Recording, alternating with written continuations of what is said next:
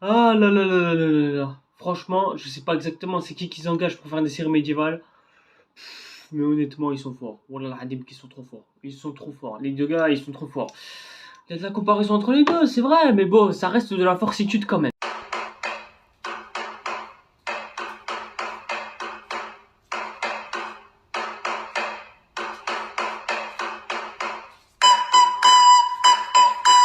Et donc bonsoir et bonjour tout le monde, c'est Retatir et donc du coup bah ouais hein, je ne sais toujours pas quel genre d'intro est-ce que je vais mettre pour les deux en même temps parce que moi ça va être un petit peu chaud ouais, de pouvoir un petit peu serrer. Aujourd'hui nous sommes toujours là pour parler de House of Dragon mais on est aussi là maintenant pour parler des anneaux du pouvoir. Ouais, comme si j'avais pas déjà assez de boulot moi. Ouais parce qu'il faut que je prépare aussi une vidéo pour la chaîne principale parce que ça fait depuis quelques mois que vous avez pas eu de vidéo là-dessus quand même. Ah, j'ai beaucoup de travail, moi. Nous avions déjà parlé des deux premiers épisodes de House of Dragon, hein, si, bon, du coup, bah, je souhaite, hein, du coup. Mais on n'a pas malheureusement parlé des deux premiers épisodes des Anneaux du Pouvoir, ouais.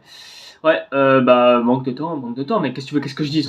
Donc, du coup, bah, c'est quoi mon avis sur ces deux premiers épisodes? Bon, déjà, pour replacer un petit peu le contexte, bon, déjà, faut savoir une chose, les Anneaux du Pouvoir, à savoir, préquel à la trilogie extraordinaire du Seigneur des Anneaux, que je vous recommande fortement si vous ne l'avez toujours pas vu, et bah, cette série était prévue depuis plus de 4 ans par Amazon Prime et était censée plus ou moins raconter les origines même des Anneaux du Pouvoir, enfin, les origines du lore du Seigneur des Anneaux précisément. Bon, évidemment, bon, faut savoir une chose en fait, précisément, que je vais vous dire au fil de la vidéo. Encore avec Game of Thrones, tu entretiens une relation, bon, qui est plutôt, qui dure depuis bientôt plus de 5 ans, hein, ce qui est plutôt énorme, hein, quand même, quand on y réfléchit. Mais bon, moi et le Seigneur des Anneaux, on n'a pas exactement les mêmes relations qu'avec la série et qu'avec vous et la saga en particulier. Donc, ça veut dire que vous l'avez vécu peut-être ouais, au début des années 2000, tout ça. Mais bon, faut savoir que moi, à l'époque des années 2000, je regardais que deux choses, Spider-Man et Transformers. Et le Seigneur des Anneaux, je ne savais même pas c'était quoi le nom, mais j'en avais strictement rien à battre à cette époque-là. Donc voilà, je n'ai découvert le Seigneur des Anneaux que des années plus tard. Et j'ai entendu dire que ouais, c'est la meilleure trilogie par-ci, c'est la meilleure trilogie par-là, le Hobbit n'a pas fait mieux que le Seigneur des Anneaux, tout ça. Enfin bref, j'ai entendu plusieurs trucs à ce propos et je n'ai regardé que la trilogie du Seigneur des Anneaux que bien longtemps après encore. J'ai regardé sur TF1 à l'époque où il passait et je crois que c'était bah, après confinement et quelques temps avant le couvre-feu. Ouais, je me rappelle très très bien et je me rappelle... en fait, je me rappelle très bien. Donc voilà, pour vous dire à quel point cette série pour moi, elle est... Mais après, si je devais avoir un avis concret sur cette série, bah honnêtement, je vais pas vous mentir, mais elle est juste, mais extraordinaire. Mais genre, quand je dis extraordinaire, enfin la trilogie bien sûr je parle, hein, la trilogie originale hein, du coup, bah, elle est juste extraordinaire, genre c'est-à-dire on ressent ce côté aventure, chaque personnage sont attachants, on suit toute l'histoire d'une manière absolument magistrale et absolument épique, l'histoire est poussée à son paroxysme comme on en a encore jamais vu dans une seule trilogie, bref le Seigneur des Anneaux est pour moi assis à la même table que des trilogies comme Pirates des Caraïbes, j'ai bien dit la trilogie et pas la quintologie comme certains aiment le citer, Spider-Man, Planète des Singes, The Dark Knight, malgré une fin ouais plutôt bancale hein, on va le dire. Et c'est bien pour ça que pour moi, Le Seigneur des Anneaux, ça reste l'une des meilleures trilogies, si ce n'est même peut-être la meilleure trilogie de toute l'histoire du cinéma. Ouais, parce que Star Wars reste encore détrôné à mon cœur. Je parle de la trilogie originale, bien évidemment. Et quand j'ai entendu parler d'une série qui était en préparation et qui sera en parallèle avec l'histoire du Seigneur des Anneaux original, bah, je me suis dit, bon, allez, pourquoi pas, hein, voyons voir ce que ça peut donner, hein, bien sûr, et peut-être qu'on aura un concurrent spécial pour Game of Thrones qui pourra peut-être le dépasser, voire même être son égal, hein, qui sait. Donc voilà, comparé à House of Dragon, où je me suis dit, putain, ça y est, c'est Game of Thrones, etc., etc., bah ouais, je viens de vous le dire à l'instant, hein, j'entretiens une relation avec le Seigneur des Anneaux qui est plutôt... ouais, c'est enfin, ouais, c'est un bon gars quoi. Et pourtant, est-ce que les anneaux du pouvoir sont extraordinaires, voire même surpassent House of Dragon bon, pour parler des deux premiers épisodes vite fait. Encore, les deux premiers épisodes de House of Dragon étaient vachement incroyables, même si bon, j'avais l'air plutôt négatif sur l'épisode 2, mais en tout cas, ce qui est sûr, c'est que les épisodes sont vachement incroyables. Dès lors, on est plongé dans l'univers, tout ça, puis... Oh putain, ouais non, visionnez les deux vidéos, elles sont largement faites pour ça, et puis surtout j'ai pas le problème des deux premiers épisodes du Seigneur des Anneaux qui nous ont été proposés en même temps, c'est que, comment dire ça simplement, bah ouais c'est pas, enfin c'est bien, je veux dire, c'est bien, un début de série comme ça c'est plutôt bien, mais juste pour un début de série, parce que pour une échelle qui vient du Seigneur des Anneaux, j'avais désir d'en attendre encore pour les décors, ça reste incroyable, magnifique, magique et tout ça, etc. Au point même qu'on se croirait presque au film du Seigneur des Anneaux de Peter Jackson. Et ça fait plutôt plaisir à voir, surtout qu'ils sont réalisés par Bayona, qu'ils ont fait quelques minutes après minuit et d'autres films encore, notamment Jurassic World, Fallen Kingdom, évidemment, comme beaucoup d'entre vous le savent, qui d'ailleurs au passage est très sous-estimé. Bref, en termes d'ambiance, ils ont respecté l'univers du Seigneur des Anneaux. Mais juste pour l'ambiance en fait, et c'est tout ce qu'il y a dans cette série. Parce que oui, en dehors de ça, bah la série, elle a... Enfin, dans la forme, c'est plutôt bien respecté. Mais juste la série, en fait, elle a pas de fond. Les personnages, même s'ils sont bien exploités, bah, c'est juste qu'il y a trop de personnages. Encore une fois, le Seigneur des Anneaux, ils ont voulu faire un truc à la Game of Thrones, c'est-à-dire mettre plein de personnages, etc., etc. Ils se sont dit, dans Game of Thrones ça marche, donc dans le Seigneur des Anneaux ça va marcher. Ouais, mais en fait, non, pas du tout, hein, genre, au contraire, même. Parce que là où Game of Thrones présentait ses personnages les uns après les autres et à les développer un peu et arrivait à créer une histoire et prenait un petit peu son temps pour présenter un peu chaque personnage et l'histoire, un petit peu développer leur machin, enfin bref, mettre en place vraiment l'histoire principale de la série, ça se faisait dès la première saison et dès ses 10 premiers épisodes. Le problème du Seigneur des Anneaux, c'est qu'ils veulent entamer trop de choses. Déjà, l'arrivée de Sauron. Évidemment, ça c'est bien, c'est cool, on apprécie. Mais surtout, bah, le problème, c'est que bah, ça prend trop son temps, en fait. On perd notre temps à aller de là et de là sans aucune raison. Les 2 premiers épisodes avaient l'air intéressants, mais ils sont pas si intéressants que ça, finalement. Enfin, à quelques points de vue près. Parce que oui, ils ont respecté l'univers. Soit. Mais il faut aussi que ces univers soient intéressants. Il suffit pas juste de le respecter. Donc ce qui fait que les 2 premiers épisodes, à mon sens... bah ils étaient pas assez pertinents pour pouvoir bien me plonger dans l'action.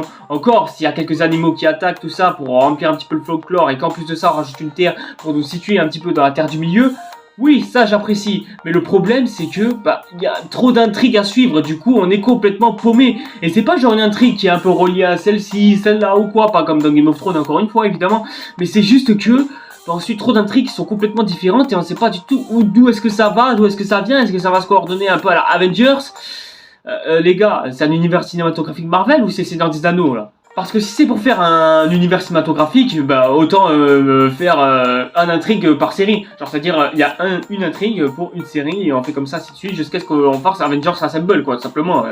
Pourquoi se casser autant la tête comme ça à rassembler toutes les intrigues en une seule série? C'est con. Mais bref, je chipote et c'est vrai qu'on se perd un petit peu sur le sujet, donc du coup... analysons maintenant l'épisode 3 des 2 séries, à savoir House of Dragon et les Anneaux du Pouvoir. Parce que bah ouais, vous êtes venus pour ça, évidemment. Vous n'êtes pas venus pour entendre mon avis sur les 2 premiers épisodes. Fallait que j'en fasse une vidéo, évidemment. Mais bon, le temps, j'ai pas le temps. Même le temps n'a pas le temps pour le temps.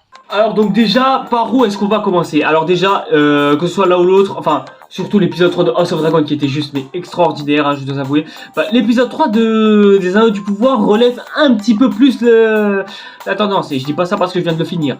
Alors oui, on se perd entre les personnages, on sait pas du tout où est-ce qu'ils vont, etc. etc. D'ailleurs, au passage, pour l'anecdote, j'ai même failli m'endormir à un moment donné, et pas qu'à une seule reprise, parce que j'ai failli m'endormir à tel extrait, etc., etc. Encore, le début du premier épisode, à savoir le prologue de la série, était pas mal. Mais bon, enfin voilà quoi, ça me mettait directement dans le bain, etc., etc. J'étais plutôt confiant pour la suite. Mais j'ai l'impression que dès l'épisode 2, c'est vrai que j'ai commencé un petit peu à me ramollir. Et l'épisode 3, c'était un peu ça.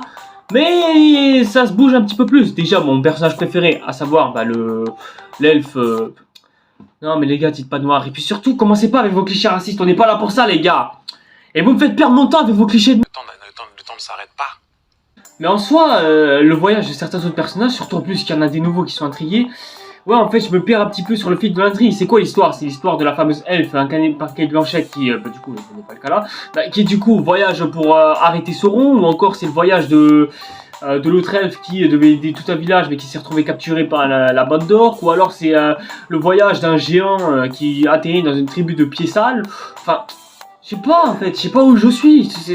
Et encore une fois, je suis obligé de comparer à Game of Thrones, puisque bah, visiblement les Anneaux du Pouvoir ont décidé de faire la même formule qu'à la Game of Thrones, à savoir mettre 10 000 intrigues en une seule série, sauf que Game of Thrones, là où ils l'ont bien fait, bah, c'est que chaque histoire était reliée à d'autres, chaque personnage était relié à l'histoire, ce qui faisait que l'on suivait une seule et même histoire, juste en travers de plusieurs personnages à la fois. Et ça, c'était plutôt un peu chiant au début, mais quand on arrive à suivre, et bah c'est bien. D'ailleurs, je vous recommande cette vidéo qui explique absolument tout. Mais suivre plusieurs personnages à la fois, qui ont plusieurs histoires différentes et plusieurs trucs à raconter, les gars, faites un téléfilm à la place, ça sert à rien ce que vous faites, mais vraiment à rien. Et vous allez me dire, mais ouais, mais dans la trilogie originale, bah, il y avait pas ça, et c'était plutôt, ouais, il y avait ça, mais en fait, bah, tu t'en plains parce que, bah, il y avait plein de personnages à la fois qui, non, déjà, t'as pas d'argument sur ce sujet. Oui, le Seigneur des Anneaux aussi, à savoir la trilogie originale. Putain!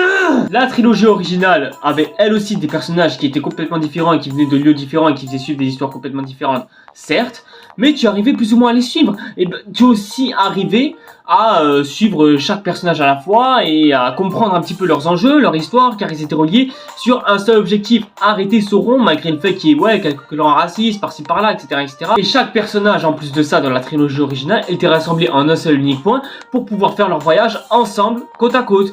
Et ça, c'est arrivé dès le début de la trilogie. Enfin, dès le début, ouais, après 1 heure et 2 heures de voyage, mais on nous laissait au moins le temps de profiter du début du voyage pour pouvoir nous la faire suivre au fil de la trilogie tout entière, ce qui fait l'une des grosses qualités de toute la trilogie. Alors que bah là, bah ouais, c'est juste on suit plusieurs histoires différentes et ça met pas du tout en confiance pour la suite, je suis désolé.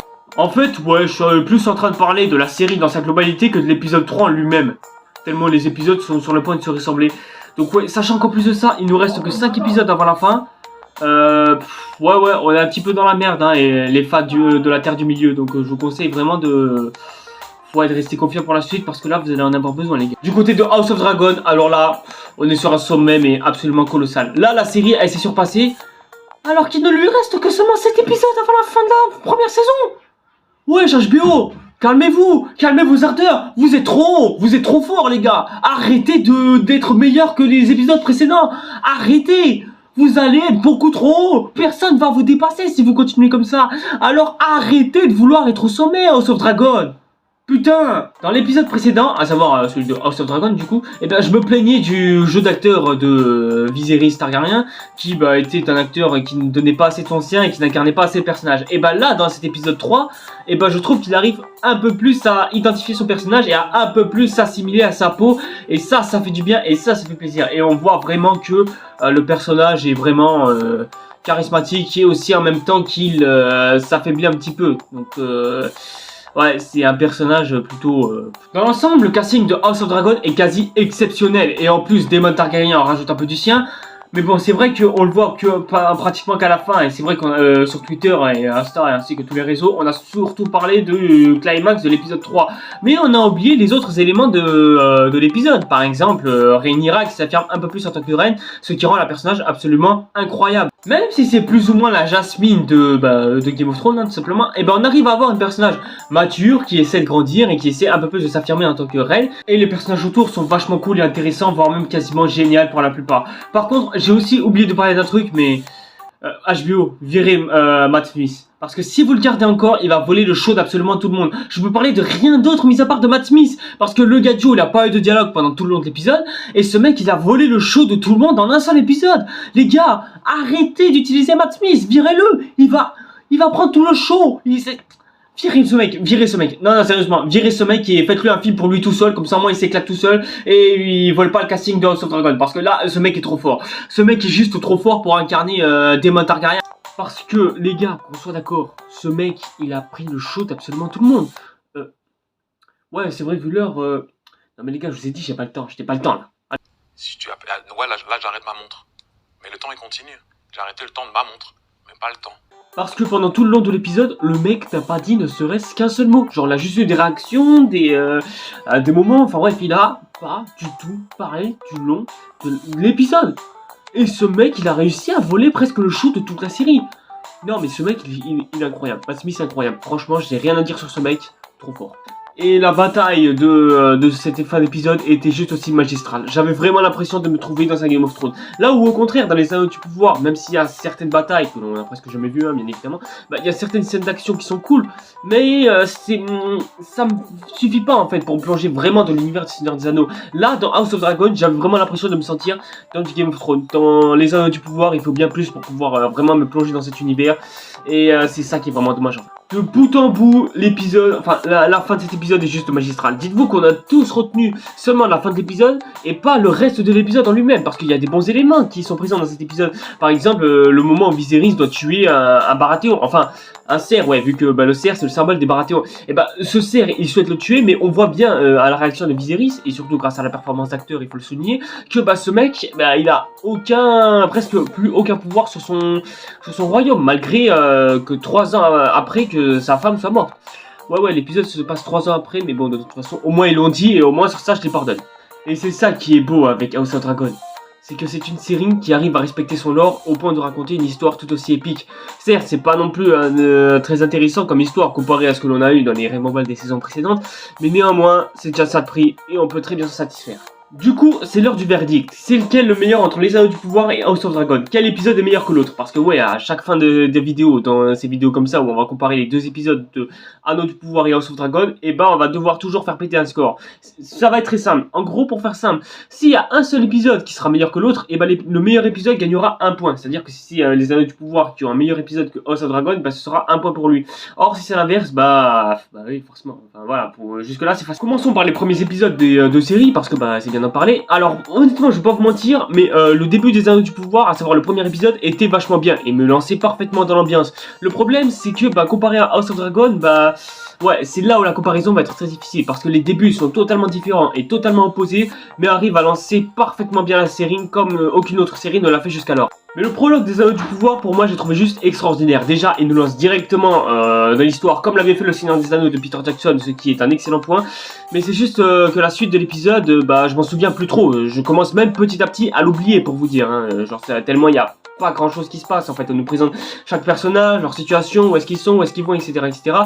Mais au final, j'arrive pas à m'en souvenir. Je me souviens juste de la fin du premier épisode, et puis c'est tout. Alors que House of Dragon, je me souviens très bien du premier épisode et de comment est-ce que ça se passe. À savoir que, au début tout allait bien, sauf qu'à la mort de la femme de Viserys, tout a commencé à foirer à ce moment-là. Et pour autant, pour House of Dragon, pour moi, c'est un excellent début. On arrive à se souvenir d'absolument tout, et le premier épisode lance parfaitement bien la série pour pouvoir mettre en place absolument tout le lore qui va se présenter pendant le long de la série, comparé aux Anneaux du Pouvoir où il n'y a que le début dont on se souvient et où le reste est ouais, en fait on se souvient de rien du tout. Donc du coup pour House of Dragon, c'est 1-0. Ouais, ça commence plutôt mal pour les Anneaux du Pouvoir, mais bon, on va voir pour l'épisode 2. Pour l'épisode 2, faut savoir une chose à propos des Anneaux du Pouvoir. Il y a quand même, je vous rappelle, 8 épisodes, soit 2 épisodes de moins que House of Dragon en ce qui concerne la première saison. Alors que House of Dragon, lui, arrive à mettre beaucoup plus en place son scénario et ce qui va se passer pour la suite, et arrive un peu plus à révéler certains acteurs. Le problème des Anneaux du Pouvoir, c'est exactement le même que celui de l'épisode 1. On nous présente trop de personnages, trop d'intrigues, trop d'histoires, et puis surtout, ouais, c'est exactement ce que je viens de dire au début de la vidéo. C'est genre, même si les décors sont magnifiques, les animaux sont fantastiques... Non mais les gars, me faites pas cette blague par contre, parce que sinon je vous bats. Là où House of Dragon nous fait un peu plus d'exposition, mais arrive à développer un peu plus ses personnages sur les histoires qu'ils ont avec les autres personnages, etc., et un peu plus présenter la situation actuelle, du coup, ouais, vous le voyez venir, hein, allez, 2-0 pour House of Dragon. Ouais, le coup d'envoi est absolument incroyable de la part de House of Dragon, qui lance parfaitement bien sur sa lancée de série médiévale, espérons que les Anneaux du Pouvoir se rattrapent sur l'épisode 3, parce que là, ça va... Et pour les épisodes de la semaine, à savoir, du coup, l'épisode 3. Alors, je vais pas vous mentir, franchement, House of Dragon, bon, évidemment, on l'a vu au fil de la vidéo, l'épisode est extraordinaire, et sur ça, j'ai rien à dire dessus. C'est juste que... ouais, enfin, même si les Anneaux du Pouvoir arrivent un peu plus à me lancer dans l'action et un peu plus dans l'histoire, c'est toujours pas assez, en fait. On arrive à savoir un petit peu ce qui se passe par-ci par-là, etc., mais ça ne suffit toujours pas. Genre, je me sens pas aussi lancé que dans House of Dragon, ni même qu'à la première heure du Seigneur des Anneaux. Alors que je vous rappelle quand même que le Seigneur des Anneaux fait beaucoup moins de temps que... ouais, vous comprenez où est le problème. Pour les Anneaux du Pouvoir, je ne me sens pas assez lancé dans l'action ou même dans l'univers pour pouvoir vraiment continuer. Ça me donne presque même pas envie de regarder la trilogie du Seigneur des Anneaux, hein, pour ceux qui disent. Alors, imaginez pour ceux qui n'ont pas vu la trilogie originale, que ce soit le Seigneur des Anneaux, voire même le Hobbit, c'est vous dire. Alors que House of Dragon met en place l'action et termine son début, de sorte à bien nous lancer pour la suite qui va arriver en ce qui concerne les autres épisodes qui vont venir. Ouais, parce qu'on a 7 épisodes qui vont être wild, et peut-être que les autres épisodes, à savoir les 5 épisodes des Anneaux du Pouvoir... Ouais, ça va être des semaines absolument chargées pour les deux séries en tout cas. Aïe, un 3-0 monumental pour House of Dragon qui massacre son concurrent d'une manière phénoménale. Espérons que la remontada va se faire du côté des Anneaux du Pouvoir, mais avec les épisodes qui vont suivre, ça... Du coup, bah voilà les gens, c'est tout pour cette vidéo, merci d'avoir suivi. N'hésitez pas à me dire lequel des deux épisodes vous avez préféré entre les Anneaux du Pouvoir et House of Dragon. J'attends en tout cas vos réponses en commentaire, bien évidemment. Et donc du coup, bah comme d'habitude, si la vidéo vous a plu, n'hésitez pas à liker, commenter, etc. N'hésitez pas aussi à me suivre sur les réseaux sociaux pour ceux que ça intéresse. N'hésitez pas aussi à vous abonner à la chaîne et à activer la petite cloche pour être au courant de toutes les nouveautés qui viendront. Et nous du coup, bah on se retrouve pour une prochaine vidéo. Allez, c'était Satire. Ciao les... C'est trop sale, car fait trop de sale. C'est dommage, car j'étais un bon gars, mais je suis devenu un bandit. Le OG, le million, expert en PR, expert en pile.